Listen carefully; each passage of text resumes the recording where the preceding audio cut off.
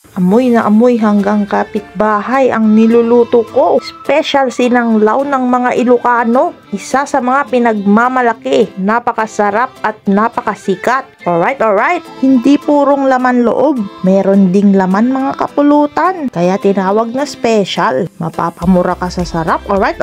Pag ganitong kulong-kulo, napaka-solid nito pang umagahan. Or kung may hangover ka, tanggal agad. Pwede nyo rin tong pulutanin. I-partner mo sa Red Horse or kaya 2x2 mga kapulutan. Ito yung naisipan kong lutuin kasi medyo malamig ang panahon ngayon dahil sa mga bagyo. Sakto, meron din yung inartam ko na siling haba. Solid to boy. Mapapa-extra rice ka talaga. Kumuha na nga ako ng kanin ko at humigop na ng sabaw. O diba, nasinit ka kasi kinaarsab mo. Subo ng subo kasi excited kumain ng sinanglaw sa pang-umagahan. Unang kagat, high blood agad.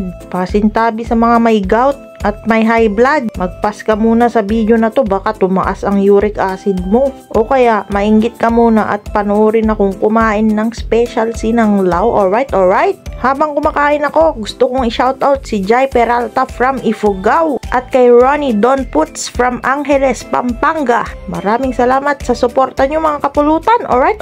Sa mga gustong magpa-shoutout, comment lang kayo kung taga saan para ma-shoutout sa next video. Like, comment, share, and follow us for more videos. Alright.